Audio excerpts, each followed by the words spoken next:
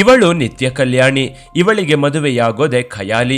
ಇವಳಿಗೆ ಗಂಡಸರ ಜೊತೆ ಅದು ಬೇಕು, ಜೊತೆಗೆ ದುಡ್ಡು ಇನ್ನೂ ಬೇಕು. ಇವಳ ಮೋಜು 2 ವರ್ಷಕ್ಕೆ ಮೀರಿ ಇರಲಾರ್ದು. ಹೀಗಾಗಿ 2 ವರ್ಷಕ್ಕೆ ಒಂದು ಸಲ ಗಂಡನನ್ನ ಇವಳು ಚೇಂಜ್ ಮಾಡ್ತಿದ್ಲು. ಹೀಗೆ ಮದುವೆಯಾಗ್ತಿದ್ದ ಈ ಸುಂದರಿಗೆ ಬೀಳದ ಗಂಡಸರೇ ಇರ್ಲಿಲ್ಲ. ಯಾಕಂದ್ರೆ ಮೊದಲು ತನ್ನ ಬ್ಯೂಟಿನ ಗಾಳದಂತೆ ಹಾಕಿ ಬಳಿಕ ಶೃಂಗಾರದ ರುಚಿಯನ್ನ ತೋರಿಸ್ತಿದ್ಲು.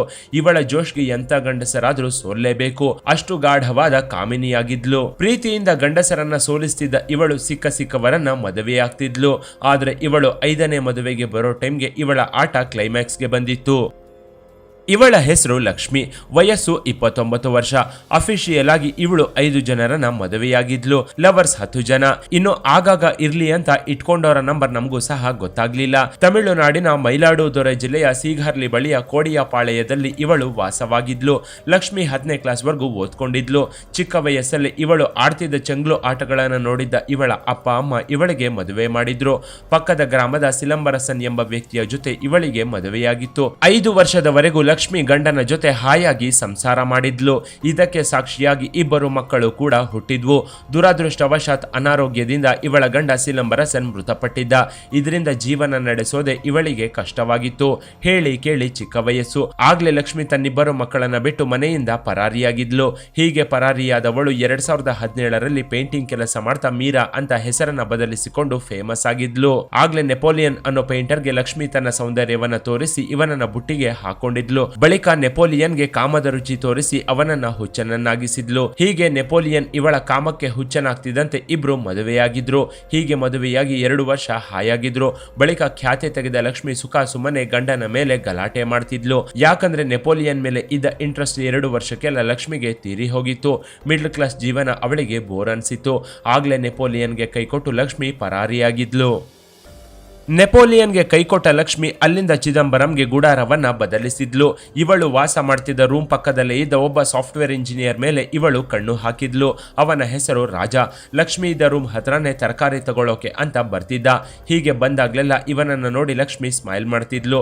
ಇದಕ್ಕೆ ಇವನು ಕೂಡ ರಿಪ್ಲೈ ಮಾಡ್ತಿದ್ದ. ಹೀಗೆ ಲಕ್ಷ್ಮಿಗೋಸ್ಕರನೇ ರಾಜ ದಿನ ತರಕಾರಿ ತಗೊಳ್ಳೋದಕ್ಕೆ ಅಂತಾನೆ ಬರ್ತಿದ್ದ. ಹೀಗೆ ಬರ್ತಿದ್ದವನು ಯಂಗ್ ಹುಡುಗಿ ನನಗೆ ಬಿದ್ಲು ಅಂತ ಖುಷಿ ಪಟ್ಟಿದ್ದ. ಆದ್ರೆ ಅವಳೇ ನನ್ನ ಕೆಡುಕೊಳ್ತಿದ್ದಾಳೆ ಅನ್ನೋ ವಿಚಾರ ಆ ಬಕರಾಗೆ ಗೊತ್ತಾಗದೆ ಹೋಯ್ತು. ಒಂದೇ ಒಂದು ಸಲ ಲುಕ್ ಕೊಟ್ಟು ಕಣ್ಣಲ್ಲಿ ಕಣ್ಣಿಟ್ಟು ನೋಡಿದ್ದಕ್ಕೆ ಹಿಂದೆ ತಿರುಗಿಸಿಕೊಳ್ಳುವಂತೆ ಮಾಡಿದ್ಲು. ಇದೇ ಜೋಶ್ನಲ್ಲಿದ್ದ ರಾಜ ಲಕ್ಷ್ಮಿಗೆ ಐ ಲವ್ ಯು ಅಂತ ಹೇಳಿದ್ದ.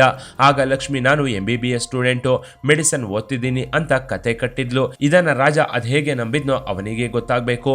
ಹೀಗಿದ್ದಾಗ್ಲೇ ರಾಜ ಜೊತೆ ಲಕ್ಷ್ಮಿಗೆ ಮದುವೆಯಾಗಿತ್ತು. ಆಗ್ಲೇ ಲಕ್ಷ್ಮಿ ಇನ್ನೊಂದು ನಾಟಕ ಶುರು ಮಾಡಿದ್ಲು. ನಾವಿಬ್ರು ಮದುವೆಯಾಗೋ ವಿಚಾರ ನಮ್ಮ ಮನೆಯಲ್ಲಿ ಗೊತ್ತಾಗಬಾರ್ದು, ಗೊತ್ತಾದ್ರೆ ಅವರು ನಿನ್ನ ಸಾಯಿಸಿ ಬಿಡ್ತಾರೆ, ಹೀಗಾಗಿ ಅವರಿಗೆ ಹೇಳೋದು ಬೇಡ ಅಂತ ರಹಸ್ಯವಾಗಿ ಮದುವೆಯಾಗಿದ್ಲು. ಹೀಗೆ ಮದುವೆಯಾದವರು 2 ವರ್ಷದವರೆಗೂ ಹಾಯಾಗಿ ಸಂಸಾರ ಮಾಡಿದ್ರು. ಹೀಗೆ 3ನೇ ಗಂಡನ ಜೊತೆ ಲಕ್ಷ್ಮಿ 2 ವರ್ಷ ಜೀವನ ನಡೆಸಿದ್ಲು. ಹೀಗೆ ಜೀವನ ನಡೆಸಿದವಳು ರಾಜನ ಹತ್ರ ಇದ್ದ ದುಡ್ಡನ್ನೆಲ್ಲ ಕಿತ್ಕೊಂಡು ರಾಜನನ್ನ ಬಿಕಾರಿಯನ್ನಾಗಿಸಿದ್ಲು. ರಾಜನ ಖಜಾನೆ ಖಾಲಿಯಾಗ್ತಿದ್ದಂತೆ ಲಕ್ಷ್ಮಿ ಹೊಸ ನಾಟಕ ಶುರು ಮಾಡಿದ್ಲು. ನನ್ನ ಕುಟುಂಬಸ್ಥರು ನನ್ನ ಸಾಯಿಸಿ ಬಿಡ್ತೀನಿ ಅಂತ ಹುಡುಕಾಡ್ತಿದ್ದಾರೆ.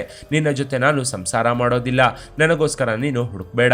ಒಂದು ವೇಳೆ ನನಗೋಸ್ಕರ ಹುಡುಕಾಡಿದ್ರೆ ನಮ್ಮವರು ನಿನ್ನ ಸಾಯಿಸಿ ಬಿಡ್ತಾರೆ ಅಂತ ಲೆಟರ್ ಬರೆದಿಟ್ಟು 3ನೇ ಗಂಡನ ಮನೆಯಿಂದ ಪರಾರಿಯಾಗಿದ್ಲು.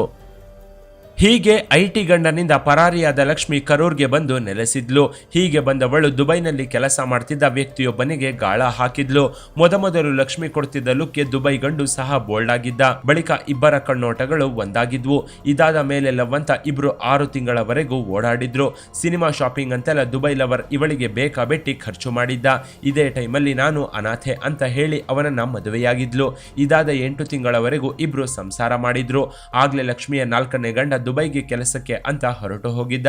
ಹೀಗೆ ಹೋದವನು ತಮಿಳುನಾಡಿನಲ್ಲಿ ಸ್ವಂತ ಮನೆ ಕಟ್ಕೊಂಡು ಸೆಟ್ಲ್ ಆಗೋಣ ಅಂತ ಲಕ್ಷ್ಮಿಗೆ ತಿಂಗಳು 50,000 ಹಣವನ್ನ ಕಳಿಸ್ತಿದ್ದ. ಇದರಲ್ಲಿ 20,000 ಹಣವನ್ನ ನಿನ್ನ ಖರ್ಚಿಗೆ ಇಟ್ಕೋ, ಇನ್ನು ಉಳಿದ 30,000 ಹಣವನ್ನ ಸೇವ್ ಮಾಡಿಡು.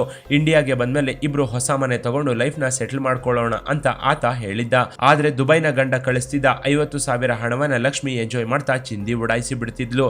ಇದೇ ಟೈಮಲ್ಲಿ ಇವಳಿಗೆ ಕಾಮ ಸುಖವಿಲ್ಲದೆ ಕೊರಗಿ ಹೋಗಿದ್ಲು. ಹೀಗೆ ದೇಹಕ್ಕೆ ಗ್ಯಾಪ್ ಬರ್ತಿದ್ದಂತೆ ಶಿವಚಂದ್ರ ಶಿವಚಂದ್ರನ್ ಅನ್ನೋ ವ್ಯಕ್ತಿಯನ್ನ ಲಕ್ಷ್ಮಿ ತನ್ನ ಮಂಚದಾಟಕ್ಕೆ ಆಹ್ವಾನಿಸಿದ್ಲು. ಒಂದು ದಿನ ಶಿವಚಂದ್ರನ್ ಬೈಕ್ ಮೇಲೆ ಬರ್ತಿದ್ದಾಗ ಲಕ್ಷ್ಮಿ ಕೈ ಅಡ್ಡ ಹಾಕಿ ಲಿಫ್ಟ್ ನ ಕೇಳಿದ್ಲು. ಆಗ ಲಕ್ಷ್ಮಿ ಡಾಕ್ಟರ್ ವೇಷದಲ್ಲಿದ್ದು ಅವಳ ಕತ್ತಲ್ಲಿ ಸ್ಟೆಥೋಸ್ಕೋಪ್ ಕೂಡ ಇತ್ತು. ಇದರಿಂದ ಇವಳು ಡಾಕ್ಟರ್ ಇರಬಹುದು ಅಂತ ನಂಬಿದ್ದ.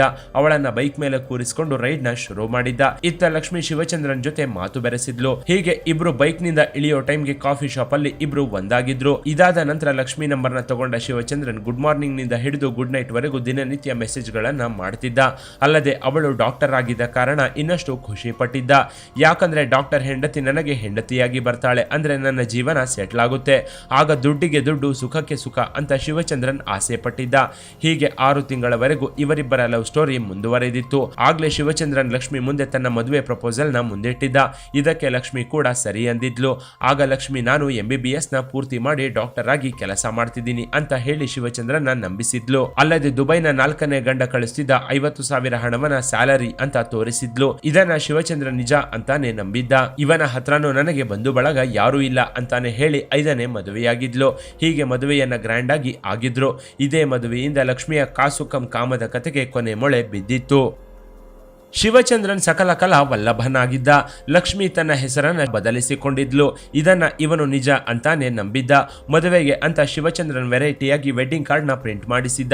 ಅದ್ಭುತವಾಗಿ ಡಿಸೈನ್ ಮಾಡಿಸಿ ಅದನ್ನ ವಾಟ್ಸ್ಆಪ್ ನಲ್ಲಿ ಶೇರ್ ಮಾಡಿದ್ದ. ಹೀಗೆ ಇವನು ಶೇರ್ ಮಾಡಿದ್ದ ಮದುವೆ ಇನ್ವಿಟೇಷನ್ ಕಾರ್ಡ್ ತಮಿಳುನಾಡಿನಾದ್ಯಂತ ವೈರಲ್ ಆಗಿತ್ತು. ಈ ಕಾರ್ಡ್ ಡಿಸೈನಿಂಗ್ ತುಂಬಾ ಚೆನ್ನಾಗಿದೆ ಅಂತ ಇವನ ಫ್ರೆಂಡ್ಸ್ ಕೂಡ ಕೊಂಡಾಡಿದ್ರು. ಯಾಕಂದ್ರೆ ಆ ಮದುವೆ ಕಾರ್ಡ್ ನಲ್ಲಿ ಲಕ್ಷ್ಮಿ ಹಾಗೂ ಶಿವಚಂದ್ರನ್ ಫೋಟೋ ಬರುವಂತೆ ಕಾರ್ಡ್ ನ ಡಿಸೈನ್ ಮಾಡಿಸಿದ್ದ. ಹೀಗೆ ಮದುವೆ ಧಾಮ್ ಧೂಮ್ ಅಂತ ನಡೆದು 5ನೇ ಗಂಡನ ಜೊತೆ ಲಕ್ಷ್ಮಿಗೆ ಫಸ್ಟ್ ನೈಟ್ ಕೂಡ ನಡೆದು ಹೋಗಿತ್ತು. ಆಗ್ಲೇ ಲಕ್ಷ್ಮಿ ಹೆಚ್ಚು ಲೇಟ್ ಮಾಡದೆ ಚಿನ್ನ ಹಾಗೂ ಹಣವನ್ನ ಎತ್ಕೊಂಡು ಪರಾರಿಯಾಗೋಕೆ ಪ್ಲಾನ್ ಮಾಡಿದ್ಲು. ಹೀಗೆ ಇವಳು ಪ್ಲಾನ್ ಮಾಡ್ತಿದ್ದಾಗ್ಲೇ ಇವಳ ಮದುವೆ ಇನ್ವಿಟೇಷನ್ ಕಾರ್ಡ್ ನ ಇವಳ 2ನೇ ಗಂಡ ನೆಪೋಲಿಯನ್ ಫೇಸ್ಬುಕ್ ನಲ್ಲಿ ನೋಡಿ ಶಾಕ್ ಆಗಿದ್ದ. ಯಾಕಂದ್ರೆ ಇವಳು ನನ್ನ ಹೆಂಡತಿ ಲಕ್ಷ್ಮಿ ಅನ್ನೋದು ಅವನಿಗೆ ಗೊತ್ತಾಗಿತ್ತು. ಆಗ್ಲೇ ನೆಪೋಲಿಯನ್ ಇವಳು ಇನ್ನೊಬ್ಬನಿಗೆ ಮೋಸ ಮಾಡಿದಾಳೆ ಅಂತ ಭಾವಿಸಿದ್ದ.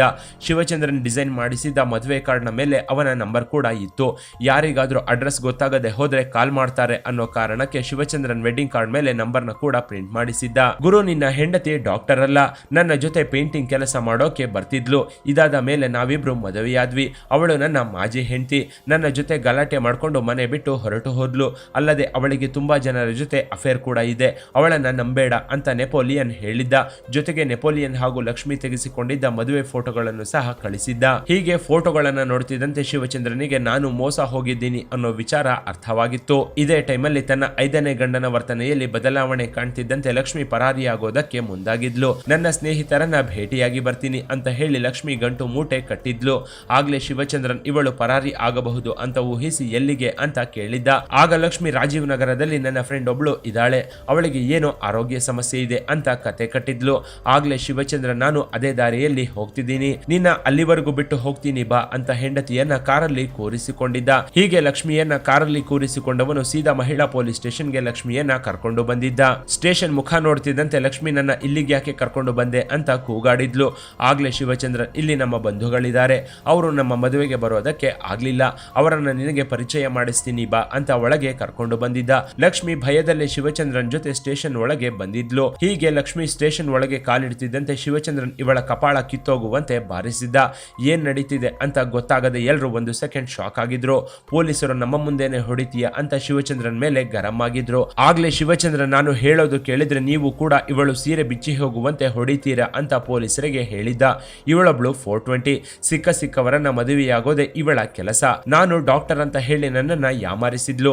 ಗವರ್ನಮೆಂಟ್ ಡಾಕ್ಟರ್ ಅಂತ ಹೇಳಿದ್ದಕ್ಕೆ ನಾನು ನಂಬಿದ್ದೆ. ಇವಳು ನೋಡಿದ್ರೆ 10ನೇ ಕ್ಲಾಸ್ ಕೂಡ ಓದಿಲ್ಲ. ಇದಕ್ಕೂ ಮೊದಲು ಒಬ್ಬನನ್ನ ಮದುವೆಯಾಗಿದ್ಲು, ಈಗ ನನ್ನ ಮದುವೆಯಾಗಿ ಯಾಮಾರಿಸಿದಾಳೆ ಅಂತ ಶಿವಚಂದ್ರ ನಡೆದ ವಿಚಾರವನ್ನ ಪೊಲೀಸರ ಮುಂದೆ ಹೇಳಿದ್ದ. ಇದನ್ನ ಕೇಳಿದ ಪೊಲೀಸರು ಕೂಡ 1 ಸೆಕೆಂಡ್ ಶಾಕ್ ಆಗಿದ್ರು. ಬಳಿಕ ತಮ್ಮದೇ ಸ್ಟೈಲಲ್ಲಿ ವಿಚಾರಣೆ ನಡೆಸೋಕೆ ಶುರು ಮಾಡಿದ್ರು. ಪೊಲೀಸರು ತನಿಖೆ ನಡೆಸುತ್ತಿದ್ದಂತೆ ಇವಳ ಕಾಮ ಹಾಗೂ ಕಾಸಿನ ಆಟ ಬಟಾಬಯಲಾಗಿತ್ತು. ಆಗ್ಲೇ ಶಿವಚಂದ್ರನಿಗೆ ಪೊಲೀಸರು ನೀನು ಇವಳಿಗೆ 2ನೇಯವನಲ್ಲ, ಬದಲಾಗಿ 5ನೇಯವನು ಅಂತ ಹೇಳಿದ್ರು. ವಯಸ್ಸಾಗಿದ್ರಿಂದ ನಾನು ಡಾಕ್ಟರ್ ಅಂತ ಹೇಳಿದ್ರೆ ನಂಬ್ತಾರೆ ಅನ್ನೋ ಕಾರಣಕ್ಕೆ ಡಾಕ್ಟರ್ ಓದಿದ್ದೀನಿ ಅಂತ ಲಕ್ಷ್ಮಿ ಎಲ್ಲರಿಗೂ ಕತೆ ಹೇಳ್ತಿದ್ಲು. ಅಲ್ಲದೆ ಇವಳಿಗೆ ಇನ್ನೂ 5 ಜನರ ಜೊತೆ ಅಫೇರ್ ಇದೆ ಅನ್ನೋ ವಿಚಾರವು ಪೊಲೀಸರ ತನಿಖೆಯಲ್ಲಿ ಬಯಲಾಗಿತ್ತು. ಕೊನೆಯದಾಗಿ ದುಬೈನಲ್ಲಿದ್ದ 3ನೇ ಗಂಡನಿಗೆ ಪೊಲೀಸರು ಫೋನ್ ಮಾಡಿ ವಿಷಯವನ್ನ ತಿಳಿಸಿದ್ರು. ನೀನು ಇನ್ಮುಂದೆ ಇವಳಿಗೆ ದುಡ್ಡನ್ನ ಕಳಿಸ್ಬೇಡ, ಇವಳು ನಿನ್ನ ಹೆಂಡತಿಯಲ್ಲ, ಬದಲಿಗೆ ಇವಳು ಊರಲ್ಲಿರೋರಿಗೆಲ್ಲ ಹೆಂಡತಿ, ನಿನಗೂ ಸಹ ಬೇರೆಯವರಂತೆ ಮೋಸ ಮಾಡಿದಾಳೆ ಅಂತ ದುಬೈ ವ್ಯಕ್ತಿಗೆ ಪೊಲೀಸರು ಹೇಳಿದ್ರು. ಹೀಗೆ ಪೊಲೀಸರು ಹೇಳ್ತಿದ್ದಂತೆ ದುಬೈನಲ್ಲಿದ್ದ ಗಂಡ ಶಾಕ್ ಆಗಿದ್ದ. ಯಾಕಂದ್ರೆ ಸತತ 2 ವರ್ಷದಿಂದ ದುಬೈನಿಂದ ಇವಳಿಗೆ ಹಣವನ್ನ ಕಳಿಸ್ತಿದ್ದ. 2 ವರ್ಷದಲ್ಲಿ ಹೆಚ್ಚು ಕಡಿಮೆ 20 ಲಕ್ಷದವರೆಗೂ ಅವನು ಹಣವನ್ನ ಕಳಿಸಿದ್ದ. ಹೀಗೆ ಇವಳು ಮಾಡಿದ್ದ ಎಲ್ಲಾ ಕ್ರೈಮ್ಗಳು ಒಂದೊಂದಾಗಿ ಹೊರಗೆ ಬಂದಿದ್ವು. ಕೊನೆಯದಾಗಿ ಪೊಲೀಸರು ಇವಳನ್ನ ಅರೆಸ್ಟ್ ಮಾಡಿ ಜೈಲಿಗೆ ಕಳಿಸಿದ್ರು. ಕಹಾನಿ ಮೇ ಟ್ವಿಸ್ಟ್ ಏನಂದ್ರೆ ಒಂದೇ ತಿಂಗಳಲ್ಲಿ ಇವಳು ಜೈಲಿಂದ ಹೊರಗೆ ಬಂದಿದ್ಲು. ಇನ್ನು ಇವಳ ಮುಖವನ್ನ ಯಾವುದಕ್ಕೂ ಒಂದ್ಸಲ ನೀವು ಕೂಡ ನೋಡ್ಕೊಂಡ್ಬಿಡಿ. ಯಾಕಂದ್ರೆ ಒಂದೆರಡು ಸಲ ಸ್ಮೈಲ್ ಮಾಡಿದ್ರು ಎಂತಹ ಗಂಡಸರಾದ್ರೂ ಇವಳಿಗೆ ಬೀಳಲೇಬೇಕು. ಹೀಗಾಗಿ ಇವಳ ಬಲೆಗೆ ಬೀಳೋದಕ್ಕೂ ಮೊದಲು ಯಾವುದಕ್ಕೂ ಹುಷಾರಾಗಿರಿ. ಬೇಕಿದ್ರೆ ಈ ವಿಡಿಯೋನ ಇನ್ನೂ ಒಂದ್ಸಲ ನೋಡ್ಕೊಂಡ್ಬಿಡಿ. ಇನ್ನು ಈ ಸ್ಟೋರಿ ಬಗ್ಗೆ ನಿಮ್ಮ ಅಭಿಪ್ರಾಯವನ್ನ ಕಾಮೆಂಟ್ ಮಾಡಿ. ಕೆಳಗಿನ ಡಿಸ್ಕ್ರಿಪ್ಷನ್ ಬಾಕ್ಸ್ ನಲ್ಲಿ ವಾಟ್ಸ್ಆಪ್ ಚಾನೆಲ್ ನ ಲಿಂಕ್ ಕೊಡಲಾಗಿದ್ದು ಅದನ್ನ ಸಹ ಫಾಲೋ ಮಾಡಿ. ಇನ್ನಷ್ಟು ಇಂಟ್ರೆಸ್ಟಿಂಗ್ ವಿಡಿಯೋಗಳಿಗಾಗಿ ಚಾನೆಲ್ ನ ವಿಸಿಟ್ ಮಾಡಿ.